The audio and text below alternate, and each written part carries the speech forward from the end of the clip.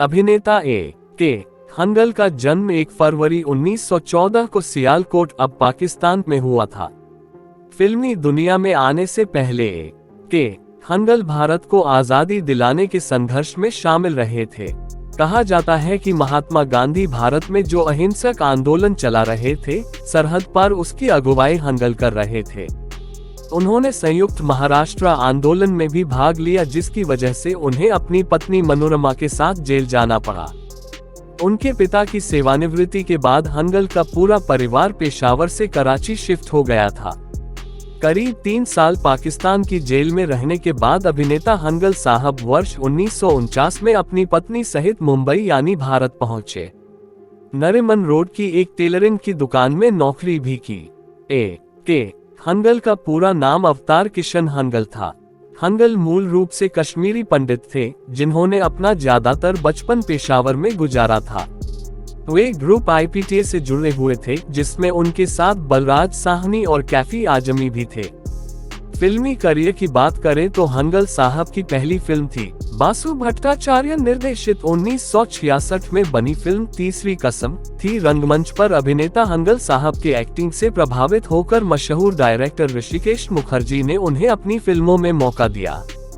शोले में अंधे इमाम साहब का किरदार और उनके डायलॉग इतना सन्नाटा क्यों है भाई को कौन भूल सकता है।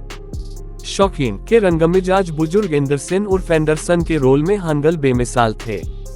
अभिनेता के हंगल साहब ने कई फिल्मों में काम किया। कुछ प्रमुख फिल्में इस प्रकार है: शौकीन, गुड्डी, नमक हराम, बावर्ची, अर्जुन, शौकीन। साथ हिंदुस्तानी में अपनी एक्टिंग से अलग पहचान बनाने वाले हंगल ने 45 साल लंबे करियर में 200 से अधिक फिल्मों में काम किया। इसके अलावा हंगल साहब लगान, ये दिल मांगे मोर जैसी फिल्मों में दिखे।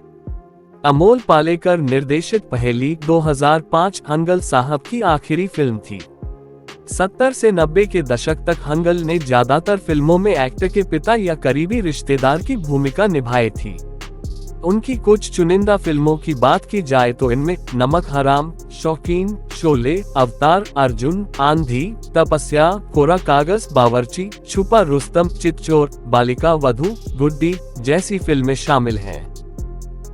के हंगल को हिंदी सिनेमा में उल्लेखनीय योगदान के लिए वर्ष 2006 में भारत सरकार द्वारा पद्म भूषण अवार्ड से सम्मानित किया गया था। बॉलीवुड अभिनेता के हंगल ने अपने जीवन का अधिकांश हिस्सा अकेले ही व्यतीत किया। उनकी पत्नी के निधन के बाद वे काफी तन्हा महसूस करते थे। उनका बेटा उनके पास वाले फ्लैट में रहता था। बताया जाता है कि किस्सा ये भी है कि शिवसेना प्रमुख बाल ठाकरे ने साल 1993 में के हंगल की फिल्मों पर बैन लगा दिया। उन्होंने ऐसा इसलिए किया था क्योंकि पाकिस्तान के नेशनल डे पर हंगल साहब हिस्सा लेते थे, जो कि बाल ठाकरे को बिल्कुल पसंद नहीं था।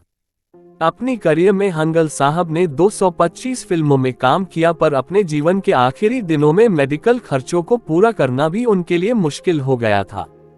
जीवन के आखिर समय में उन्हें आर्थिक तंगी का सामना करना पड़ा था। जब उनके इलाज के लिए बेटे के पास ज्यादा पैसे नहीं थे तो अमिताभ बच्चन और कई बॉलीवुड से जुड़े लोगों ने उनकी आर्थिक मदद की थी।